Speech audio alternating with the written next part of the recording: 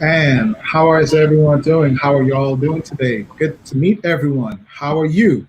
My name is Otis Toussaint. I'm part of the 5th Medical Recruiting Battalion here in San Antonio, Texas. And today, I have the honor of speaking today with our Commanding General of USAREC, Major General Kevin Vereen. He's going to have an awesome discussion with me regarding the Army's efforts towards recruiting, the pointed efforts towards targeting certain markets of future recruits. What exactly, how does this impact, all different communities? How exactly can we address future recruits of color and also young people of color as well? So I hope you enjoyed today's discussion, and I'd like to introduce you first and foremost to our Commanding General, Major General Kevin Vereen.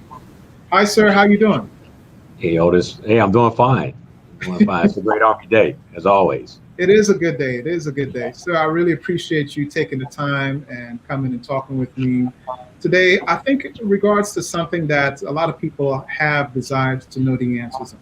A lot of are looking forward to this discussion. A lot of people are looking forward to your answers, directly from the headset regarding our future efforts towards recruiting, our future efforts towards addressing issues that's in our current military, and how can we move forward as a military, and how can it be positively beneficial to those future recruits into our military. So I want to say first and foremost, thank you for joining me today. Glad to be here. Oh, awesome, awesome, sir. So, sir, I know we typically, how I like to go about with our discussion is, we have certain questions that we love to ask, and I'm very well aware that you're ready to answer these questions, because I'd like to first and foremost paint a picture of who exactly this individual is that I'm talking to. Yes, you're the Commanding General of USAREC, but I'd like to have a good idea of who you are as a whole, sir. So first and foremost, would you like to go into the questions essentially, so we could really have a good order of how things are? Yeah, that's fine. Okay, awesome, awesome. So, sir, the first question, first and foremost, is your Army story. Do you want to care to share with us? Tell us a little bit about yourself, who you are, what is your Army story? Yeah. So, great question to start with. I think that's important. I think folks kind of need to know who I am. Especially have a good order of how things are. Probably good. Yeah, that's fine. Okay, awesome, awesome. So, sir, the first question. Okay, so it's all right. So first of all, I am a soldier. But I'm also an Army brat and Army kid. My dad served in the military, served a career of service in the Army, and so I was sort of fascinated by just the experience of being around him growing up, and all the things that I would see him do. And he was a special forces soldier and non-commissioned officer. So I remember going to the drop zones and seeing him jump out of airplanes, and going to certain field locations and seeing them firing weapons and doing all the things that that we currently do in the Army. And so I was really I was fascinated by it. I can't say that that was the first thing that I wanted to do. I consider myself a pretty good athlete, so I played basketball. And if you ask me, growing up, I would have told you that I was going to be an NBA player, and basketball was my thing. But the impact of the military and the Army that my dad had on me kind of got me on course to want to serve in the Army. So I'm from the state of North Carolina. I consider myself just an average, middle class, kid who had the luxuries of having a father who served, and so I had the experiences of being around, other folks and, other cultures and things of that nature, as the Army that's what we're all about. But the opportunity for me to serve and follow behind my dad's footsteps, and my brothers to serve. I had both my brothers serve, and I've got a son that's serving now. So the Army is really, it's a part of our family. It's kind of defined us, to be honest with you. And not only that, but I think what's important too is the impact of my father's service on my other family members. I mean, my cousins. I've got cousins who came from, single parent households, and their fathers were not there. And so, man, if you look in my family, you will see that there's numerous of black men who are my relatives who have served. They didn't have fathers. They leaned on my dad. He was sort of like their sort of inspiration. They all wanted to be like him. And so today this is kind of who we are. But the impact of my dad, not only me, but also those who are part of my external family. Okay. So you were, you had family members that were in, and you kind of took on that, that consistently, you kind of carried on that legacy of being a serving member within the military. Even your children are in the military as well. I'm sure you had, lots of interesting stories during your time in the military as well, sir. Yeah, I do. Do you want me to share some with you? Yeah, absolutely. Absolutely. We're looking for, I want to hear from you. Tell me a little bit about some of the stories that kind of impacted your time in the military, how you enjoyed it, how you essentially lived it. Talk to us about that. So, hey, when I came in the Army, I didn't come in to do a career. I'll just be honest with you. I was, I kind of, in ROTC in high school, I didn't want to be a part of it. I remember that I happened to go to the same high school that my mom was on the staff there. So, and lo and behold, I ran into the ROTC instructor was one of my dad's former commanders. So, he saw me, walking through the hall, and somehow he started asking a bunch of questions to some of the kids that were walking through the hall. And he said, "Hey, what do y'all think about joining ROTC?" And then he found out. He said, "What's your last name?" He started asking everybody their name, And I said, "My name's your mom work here?" And I was like, "Yeah, your dad." And so lo and behold, he was my dad's commander back in a previous assignment. And so I was like, well, I'll give it a thought. I'll think about it. And so for about the next 2 weeks, I kind of I would never go down that hallway. I would skate around the hallway because I didn't want to run into this ROTC instructor and now have to commit about joining ROTC. And so so that kind of started it. I ended up joining, and of course I did ROTC in college, and now you come into the Army as a black officer. In my first assignment, I was the only first couple assignments, I was the only black officer in my unit. So all the other officers were either of other ethnic groups, and so I saw the challenge. So for me, it wasn't a big deal because the environment that I was raised in. So it was okay. But of course, you always, for me, it was always, I want to outdo everybody. I want to be the best lieutenant. I want to be the best, captain. And so I kind of put that into my kit bag. Every assignment that I had, it was like, I want to be the best. I want to be, regardless of where I am, I want to be the best. And so I never forget, I was taking, I was in a unit. Again, I was the only black commander, and I wanted to go out and I wanted to venture out and go into a functional area. And I never forget my commander telling me that, hey, look, if you do this, you're going to be, this is the end of your career. And so, because the chances are you're going to be so far behind your peers trying to come back into your branch that they're not going to give you all the good jobs that you think you deserve. And so I did it. I was like, hey, I'm going to do this because this is something that I want to do. And it got me away from, I was at Fort Bragg at the time. And I'm like, hey, look, I joined the Army to see more than just my hometown. Yeah. And so that was an opportunity for me to go out and do other things. And so I made a decision and I did it. And so lo and behold, he retired as a battalion command, as a lieutenant colonel, and here I am still today. So, so sometimes you just gotta understand that people can't determine your outcome. You just got to be committed to understanding that nothing's going to stop you. And so, my time in the Army has been just a tremendous experience for me. I have met many friends that I call lifelong friends, and I can go back and reflect on folks who have served and have now currently out of the military, and they always reflect on, man, I should have never gotten out. I should have never gotten out, because of the friendships that you meet in the Army and in the military. They're a lifelong. And so I'm enjoying what I'm doing today. Today, I'm in a position, I think, where I can pay it forward. And really, that's what I do. I mean, I try to set, the pathway for folks who desire to want to achieve and have the talent and have proven the work to be able to have the opportunities that I have had. And so I'm paying it forward each and every day. And that's what I do. Excellent. So paying it forward is a repeated theme I'm hearing. It's something that you take pride in. I was made aware that you changed. You told me that you changed from a field grade to, a field artillery to MP. Can you talk to us about why exactly did you make that change? Yeah, so I'll be clear. I wasn't like fired from the Field Artillery Corps. It was so when I joined the Army, it was a shortage of field artillery officers when I came on board. So it was one of these things where they took a pool of officers coming out of that were graduating and about to enter the Army, and they branch detailed a lot of us.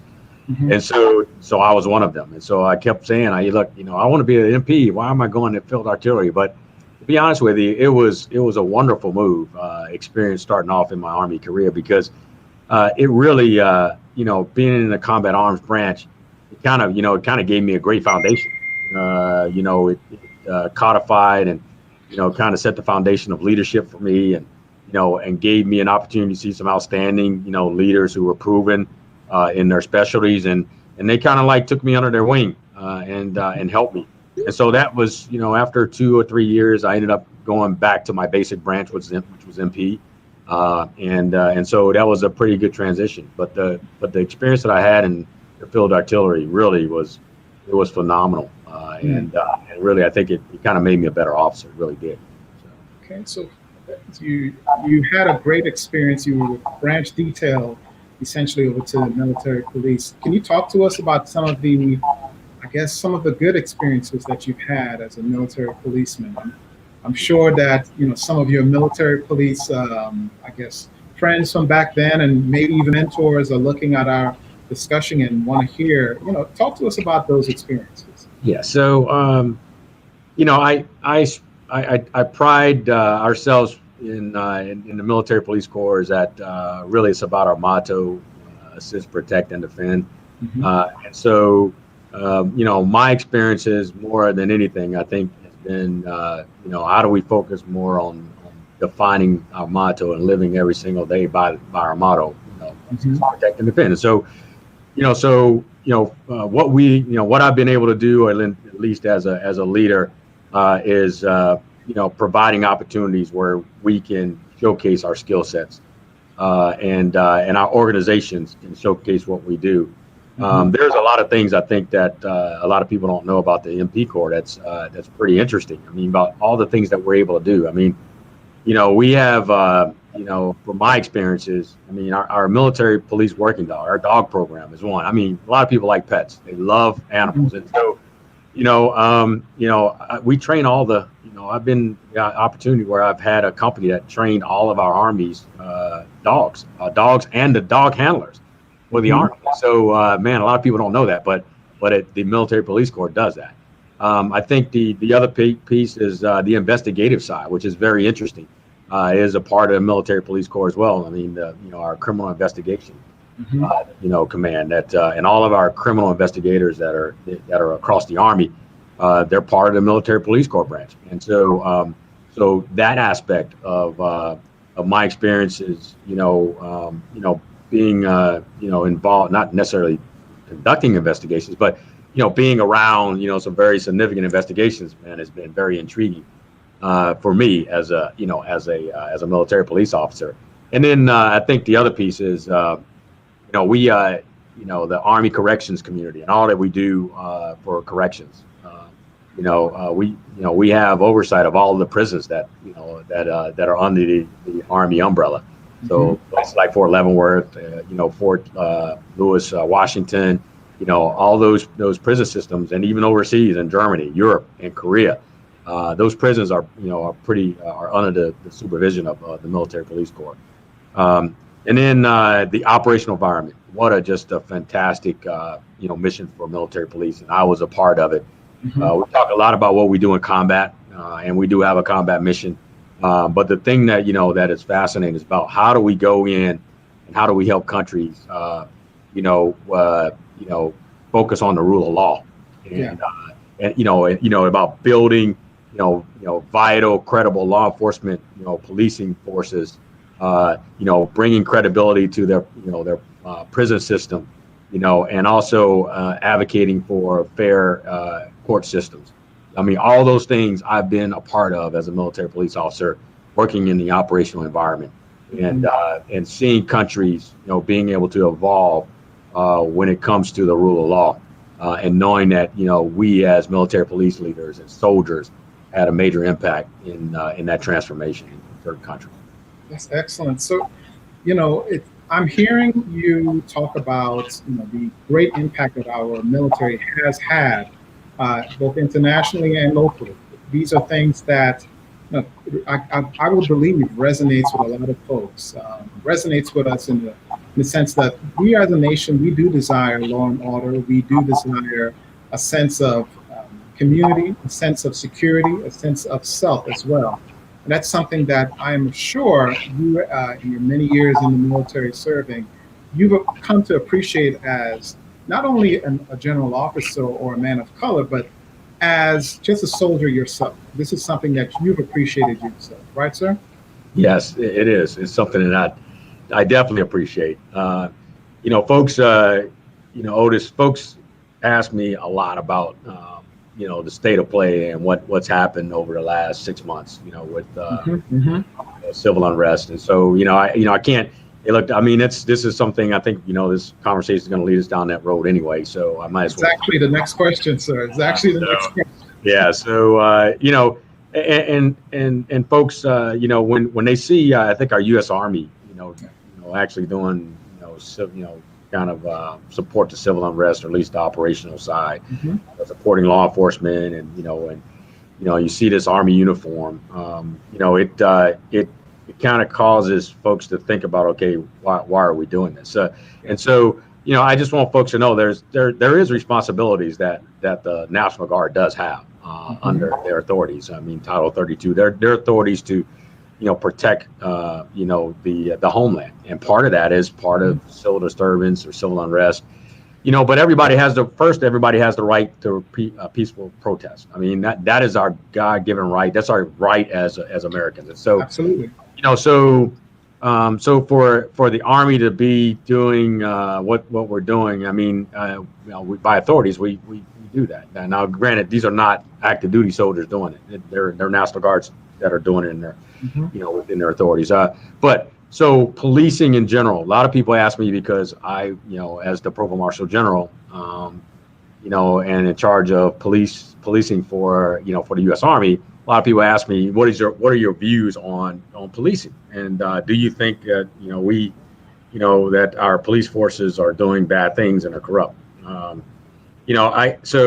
I just kind of shift the conversation back to what I do as a military police leader and the police leader of the Army. And so, and it's almost, there's two separate aspects, two separate environments, because you look at policing from what we do, we're policing our post camps and stations, our installations, as you well know. And so, almost 90% of the time, the people that we're interacting with, close to 100%, have some affiliation to the military, to the Army. Correct. Or they wouldn't be on that installation. And so whether it's we're pulling over somebody for a traffic stop, or whether we're responding to a domestic situation, or we're some sort of crisis on our installations.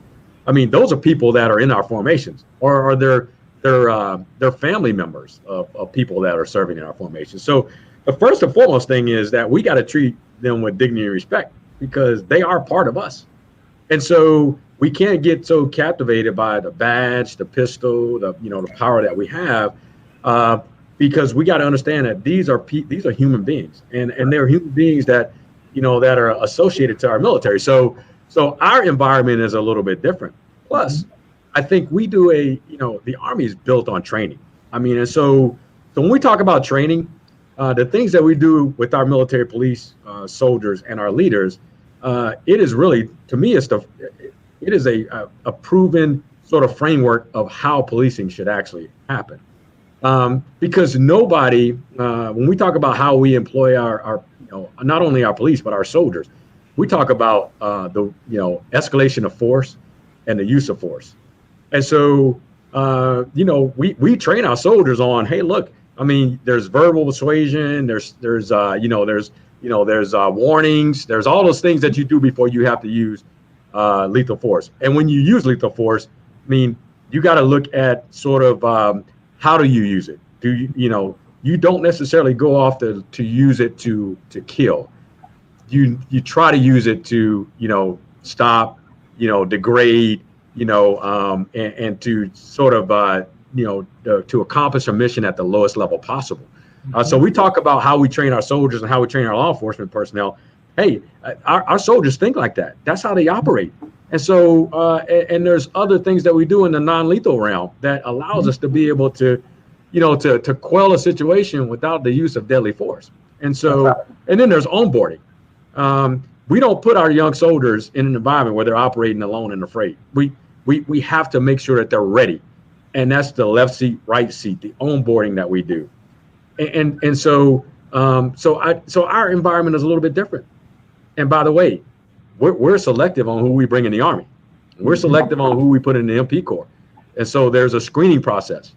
Everybody that, that's 17, 18, 19, 20 years old they shouldn't be in the Army in some cases. Everybody shouldn't be in the Army, and everybody shouldn't be in the military police corps just because of the responsibilities and the inherent maturity that we expect every soldier to have is one of the things that we want to make sure that we got the right people wearing this uniform. Yeah. And I really think can we talk about, let's talk about what's going on right now in our nation, and how does that affect the bottom line overall recruiting mission that we have in the military?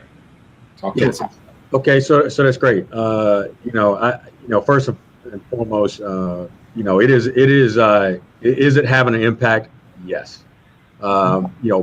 People see that, they see what's going on. They see the U.S. Army, out there on the streets and everything else. And then, and so there is apprehension. There's apprehension on the side of the soldier that's considering it, that we're talking to, and there's apprehension on their influencers, the family member, their parents. And so there is apprehension. There is, this sort of like, I'm at the crossroads of whether I want to join or not. And so what we have is, it goes back to how do we navigate around, the civil unrest. First of all, we got to be honest with our soldiers, with the folks that are asking this question. We got to be honest with them. And so if we're not honest with them, then they will create their own story. They'll create their own perception, their own reality. And so if we're not honest with them and say, yes, we're part of America. And so we are dealing with some of the same challenges, but it is our Army story, I think, that that helps us carry the day. And so when you have a young Black, 17, 18-year-old that steps into a recruiting station or is talking to one of our recruiters, they need to see somebody that looks like them. They need to hear their story, because everybody has a story. Everybody has a story of how they got to where they are wearing this uniform. And their stories come from various backgrounds. They come from the inner city, come from, the country lowlands. They come from the farms. They come from, from the huge metropolitan areas, the big cities. And so everybody has a story, and how and why you serve, why you join, and why you continue to serve. I mean, man, what a powerful story. What a powerful message. And so we have to do that. I'd like to share something, sir. So more than anything, you and I are examples of different sides of how we got into this military, and now we're creating that positive impact that I'm sure a lot of kids can, look up as a, possibly a good example for, okay, I could possibly be a commanding general of a large U.S. military organization. I could possibly be a civilian who is have some sort of positive impact in telling the Army story. More than anything, sir, we are the example, and we're setting the the example for those who who work with us or work for us. I would say that. So what is your opinion on that? You know, so I think I am here for a season. I'm here for a critical time in Mhm. our United States Army, and so I think I have to take every advantage of this opportunity, and Correct. so people need to see they need to see me. They need to see me, and they need to know that they can be at the same have the same level of success that I have had. Mhm. And so I don't take this job for granted. Trust me, I do not. I mean, this is something that I'm very humbled to have the opportunity to be able to do because I think I can make a difference. I think I can. And so my job is I got to get out. Hey, look, I just can't sit behind my desk and hope that people will just have a change of mind and they just want to join. They have to see me and they have to see other senior leaders in the Army that look like them. So the one thing about our Army is diversity is really what makes our Army strong. We talk about our Army being strong. It's the diversity that makes us strong. And you think about it, Otis. We are an Army that is globally engaged. Globally, we don't just exist in one corner of the world. We are globally engaged, and this uniform has to have the representation of the globe. It has to see people of color. It has to see people of all ethnic groups because we're globally engaged. And so sometimes credibility lies in the fact that you have something in common with the person that you're dealing with. That's credibility alone. And so I can't talk enough about how we have to continue to focus on diversity in our Army because that's what makes our Army strong. That's really and then they got to see that there's opportunities. There's Absolutely. opportunities. Opportunities, diversity, inclusivity, those are things that are absolutely Absolutely. paramount in our military. So let me ask a good transition question because I'm glad that you brought up those points. So Yes. right now in Army recruiting, what are some of the things that we're doing to increase, to improve, to show the world that, hey, we are an organization about diversity and inclusivity? What are those Yeah. things that we're doing right now? So first of all, I think I could just talk about the Army, the inside like where policy and things happen. So at the highest levels of the Army, you will hear about our Project Inclusion Task Force. The Army has put together a tremendous task force focused on inclusion and how do we get after ensuring that that the Army is a representative example of society. And Absolutely. so it starts there. And now and so let me just caveat this because I want everybody to know that we didn't just start this like 2 or 3 months ago. Our senior leaders, our Secretary of the Army has been after this for a while, and so let me just shape this for you. Sir, before we go into it, do you want to Yes. talk to us about that wonderful story you told me about the Secretary of the Army, what he saw, and how can it positively impact us? I think it Yeah. kind of goes with what we're talking about. Absolutely. So the Secretary of the Army, is a person who has extreme vision on this whole diversity, and he saw this in spades when we actually had the Secretary of the Army come to our annual conference. I'm a member of a fraternity, okay, and we were able to get him to our fraternity in Philadelphia to our major conference, one of our huge conventions, which we do.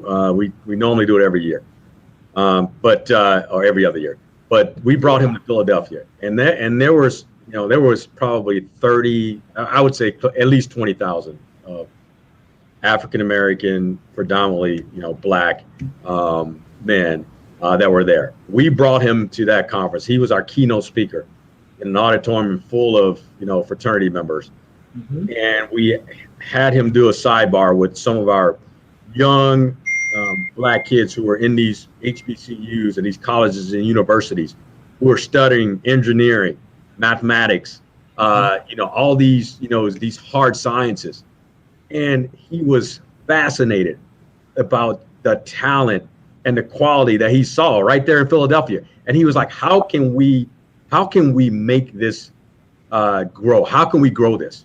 And so, and so he's committed to it. And so what you see now is just a spinoff when we talk about the talent management piece and project inclusion. This is a spinoff on things that he saw there that he knew that we needed to move forward as an Army. And so going back to project inclusion, it's all about it's all about creating an environment where we can grow the population of Black soldiers, leaders, civilians, military officers in an environment where they see there's equality, there's a sense of belonging, and there's a sense of value, that they are valued members of the organization, and they can see career enhancement.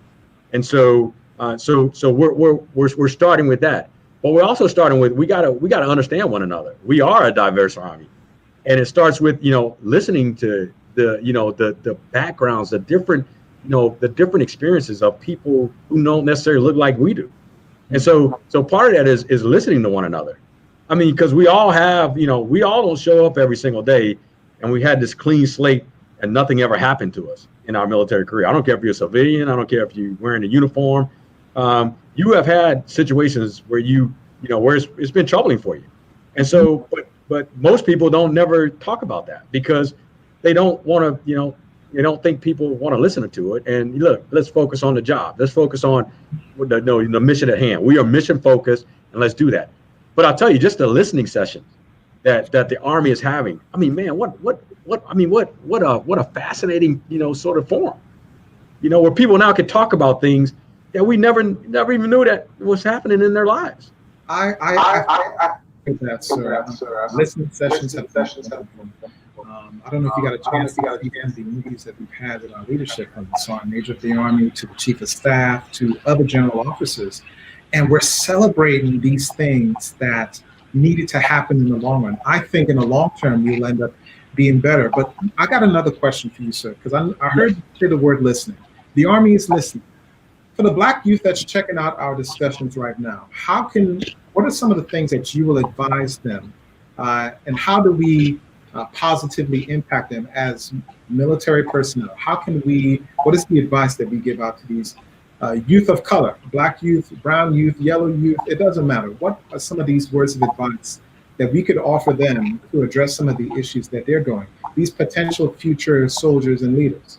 Yeah. So when you look at a study of our youth today, and we do this all the time, as you well know, Otis, we have to understand what our youth are thinking, because that, at the end of the day, we got to have the right, sort of strategy, and it is a strategy to be able to resonate to our young, men and women, regardless of color. And what you will see is that, they want to be part of something bigger than themselves. They want to be able to navigate in this big sort of, organization, and they want to be able to have success. They want to see, have folks value what they're doing as a part of the team. And so there is no better discussion about the Army than it being a team. And if you're looking for, self-worth, if you're looking for having value and being a contributor to something bigger than yourself, man, the Army is really where you need to be. And that you can be successful, and that you can navigate, and you can move throughout this great Army machine, and that you can have success. You can have success in this organization. And but they also have to see the people that look like them, regardless of what color they are. They got to see people that look like them in successful positions, so they can say, yes, I understand what you're saying. I actually see it. And I want to be a part of it. And so that's where the Army, is making its money. I think that because we have such a massive organization that has, like we got over 150, different, sort of career paths that you can take in the Army. I mean, man, that's pretty huge. And so just to be able to have opportunities like that, and to pick what you want to do, and be able to have success in that career field, what a phenomenal job. And so we know that we're not gonna everybody is not gonna want to serve. We know that. Hey, look, that's why we have to go out and recruit, because people are not necessarily gravitating to the Army. And so we have to know, and we have to deliver the message that the Army is built on diversity. They have to see it, and they have to know that we are part of the team, and we're going to do everything we can to make sure that they are successful. So now, let me just. Leaders help, sir? How Yeah. can teachers and mentors and leaders help with that sort of mission that we, as Yeah. military personnel, how can they assist with that as well? Yeah. So I would tell you that it takes a community to recruit for the Army. Mm-hmm. It takes so we have to get into our communities.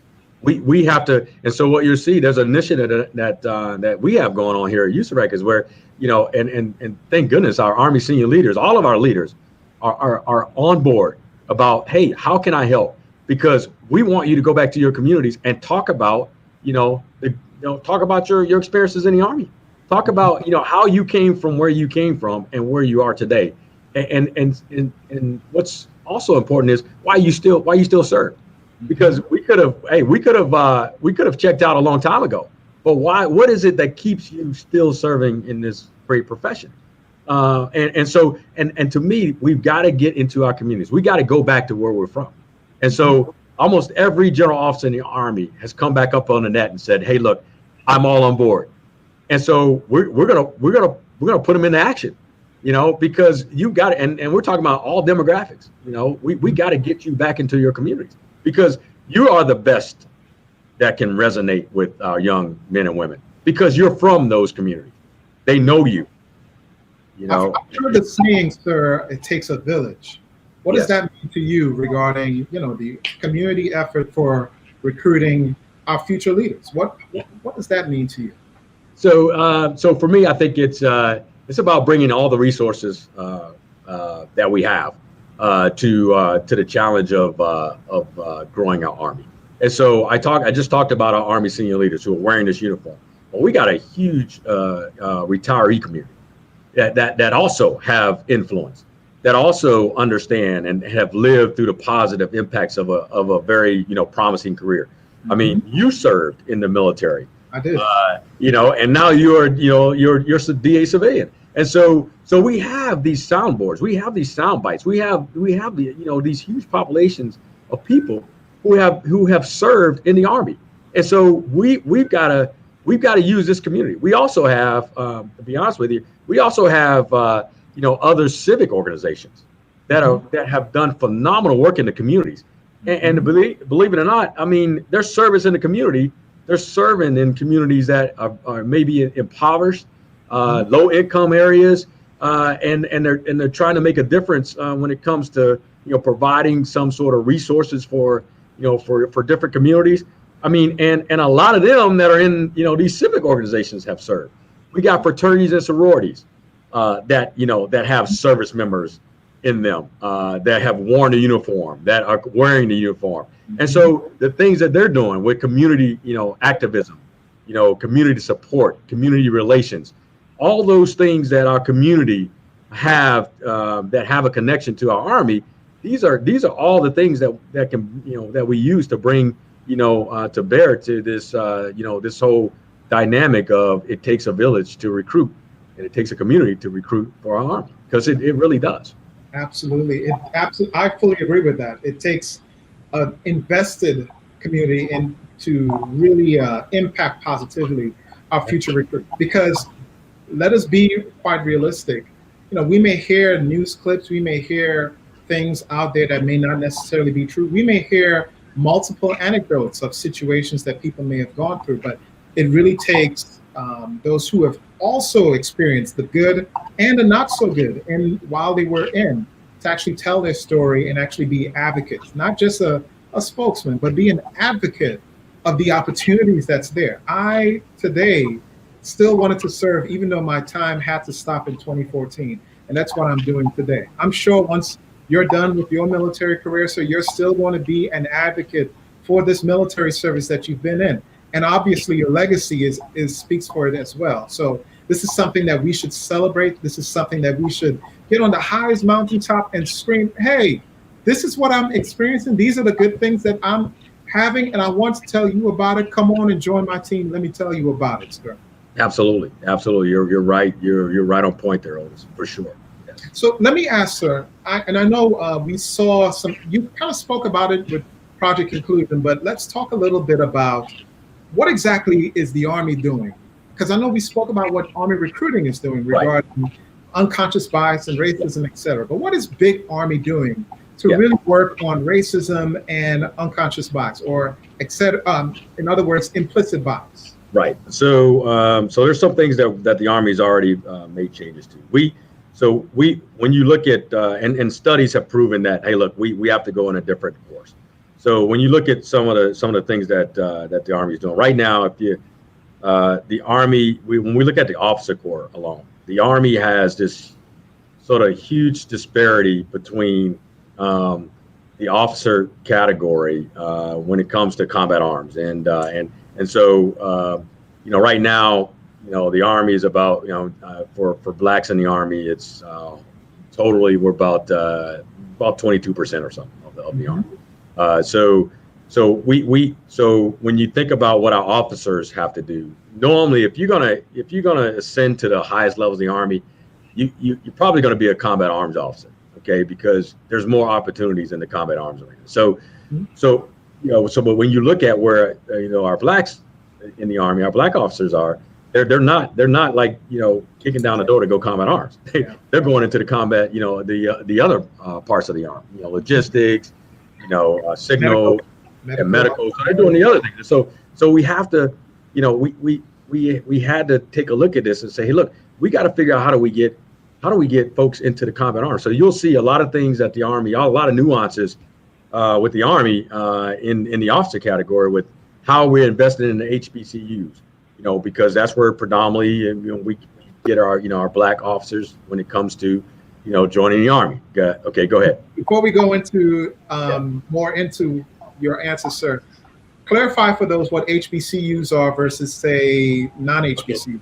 Yeah, so historical black colleges and universities, and so there's a number of them that were founded by our blacks, and so when our generation of Americans had to go to schools that looked like them, we couldn't venture into other schools, and so HBCUs are. And that's when we say HBCUs, that's what we're referring to. But they're investing in historical black colleges and universities. ROTC is. We also, if you look at what's going on in, the Army is this year was the highest amount of blacks that got accepted into West Point. I mean, this is in West Point's history. I mean, so you're seeing the dynamics kind of, we're building the bench. So that now we got to get those officers into combat arms, because we know that if we're going to ascend to the highest levels, for the most part, we got to be in the combat arms arena, field artillery, infantry, armor, and aviation. And so you're going to see us try to promote the combat arms branches so we can get them there. But some of the other things that the Army is doing is that we're changing the board. We're changing how we do promotion boards. We're taking a photo off. Yes, we are. We're taking a photo off. So now. And probably masking the name, and probably the university, because some of those are dead giveaways if we don't do that. But we're masking boards, and so now it's just all about the record that you see, and so regardless of what the person looks like, now you're going off performance, and performance is performance regardless of what they look like, because now you won't see that. Can I ask a question? One significant thing is removing the photo for boards. Yes. Can I ask a question? Can you clarify for us, because some may be confused. Why is it that you need to cover up a face, or why do you need to cover up a school name, or why do you need to cover up a name? Can you tell us exactly maybe those the motivations that our big Army folks are doing? Why exactly they're doing that? Yeah, because and I'll tell you, it's human nature. And this is not only in the Army. This is in every part of society. Correct. You normally gravitate to people that look like you, to your group of people. You gravitate to them. So whether it's in conversation, whether it's in how you select people for certain things, certain jobs, or you gravitate to people that look like you. They have some of the same thoughts and views, but a lot of it is built on, hey, he's black, I'm black, or she's black, I'm black, or I'm Asian, they're Asian, and so you gravitate to it. So it's a sense of, it's that unconscious bias that we have, and so we have to admit that there's unconscious bias on boards, and so we're trying to remove the opportunity for us to gravitate to the people that look like us, and selectively, kind of advocate for people that look like us. And so to me, I think it's gonna get to a little bit more of fairness. And we can't make up for what we've done in the past, and not that we've done anything wrong, because our boards, it was probably the fairest venue that we have when you think about it. And I've sat a number of them, and so people ask me, do you think the board was unfair to me? The board was unfair to me. No, it's when you really get a chance to sit on the board, based on the things that we've put together in the past, it was probably one of the fairest, venues that we could possibly have, given all the things that we use to evaluate. Gotcha, sir. And I really appreciate you being, honest and upfront about exactly the motivations about why we're doing what we're doing, sir. It's a transition kind of into the ending area of our discussion. You have the opportunity now to talk to a lot of kids, a lot of youth, a lot of family members and community leaders of different backgrounds and color right now. Color, race, gender, etc. What are some of those motivations what are some of the reasons why they should join our military? So that's going to be our last question. What are some of these things? What are some of the reasons why, a kid in Alaska versus a kid in Puerto Rico, who may have different backgrounds, different, outliers of motivation for them joining the military, what is the commonality, or what are some of the reasons that they should join our military, our organization? The first thing I think is the experiences. I think the experiences that you will get in the military, you probably won't get them anywhere else. I mean, and I'm just not talking about the experience that you have, every single day. I'm going to a training event, and I get a chance to shoot a weapon. I get a chance to live out in the spend my first night in the in the field and environment. But I'm talking about the experiences globally. You're looking at all the opportunities that you get the chance to do in our Army. I can only just tell you about what really resonates is when you have somebody that can talk from reality, not from just what they read in books. Mm-hmm. But so just me. I mean, just my experiences. I got a chance to serve in Asia. I got a chance to go to Germany. I got a chance to go down to Latin America. I got a chance to go to Africa. I mean, and to be honest with you, all of these different opportunities, it was because of the Army. I mean, the experiences, it was because of the Army. And so for me, I think that's the first thing. The second thing I will tell you is just the growth process. Yeah. The growth process. Yes, absolutely. I mean, you're talking about, I mean, I have been in, I have seen people transform. I mean, they tell me, and even their parents tell me. I mean, even just when these kids graduate for just basic training, we're just talking about just your first training experience, basic training. And the conversations that I've had with parents about, wow, what you all did for my kid in 19 weeks, I couldn't do in 17 years. I mean, they couldn't do it. And so the growth and the maturity of what the transformation of what these kids will go through.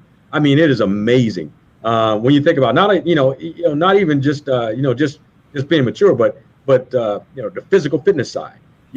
Transformation about how you think about your body and how you think about trying to be in tip-top shape, because it's all about performing. It's about, you got to be at your peak performance to be in this great Army. I tell everybody, I said, one of the things that they always ask me about, man, you look, I said, you look really good. I said, but man, this is a young man's sport. It's really is. And the aspects of just the physical fitness and keeping your body in great shape. I mean, you learn so much about that, and you learn it in the Army how to eat right, how to exercise, and so the maturity aspect. And then I think the last aspect that I would tell you is all the educational opportunities that you can get in the Army and in the military at large, but that you can get in the Army that in some cases you don't even have to pay for. I mean, you don't even have to pay for it. Because it's your service that matters. It's your service that matters. I'll tell you what, sir. More than anything, well, not more than anything, but maybe some additional things that I've seen that the Army may have benefited that we probably didn't really talk about, that people don't really think about typically. There's no gender gap. Whether you're a male or female and you're working at a certain level, at a certain job, we're all getting paid equally. That's a great thing. That's a great motivation that a lot of folks may have. Absolutely. I joined the military back in 2002 because of 9/11. I'm from New York City. I saw when everything was occurring. So the military gave me an opportunity to not only just join as a service to. I'm from the Caribbean. I wanted an opportunity to get my citizenship. I was able to get that. I was able to go to college for free through the military. I was able to get that. I was able to serve and be mentors to future leaders. I was able to get that. And if you're checking out our discussion today for myself and Major General Vereen, we're talking about personal anecdotal situations that's going on, but this is happening globally for a lot of different folks who don't look like us, who don't talk like us, but they're obviously benefiting the long-term good things that the military has to offer. Yeah, Otis, I'd like to share just one example of something that impacted me, and I'll never forget. Go ahead, sir. So if you just give me just a little bit of time to just talk about this example, which is extremely powerful.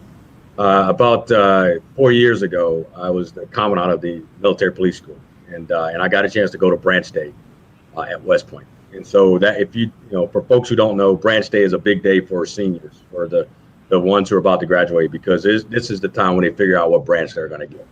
And so pretty much every commandant or every branch proponent lead, general officer goes because it's a big deal, and it really is a big deal.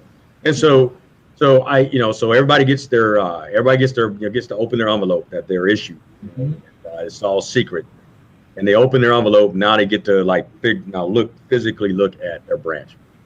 And so I happened to, after the formal ceremony was over with, I happened to be talking to a bunch of officers, and all kind of officers are coming up talking to me, and of various ethnic groups. I mean, it didn't matter, but one fascinating opportunity I got a chance to see. I was talking to a group of folks, and this kid came up to me, and he was in tears. He was a black kid. He was in tears, and I said, why are you crying? He said, sir, first of all, I got what I wanted. He said, I wanted to be a helicopter pilot, and I got aviation.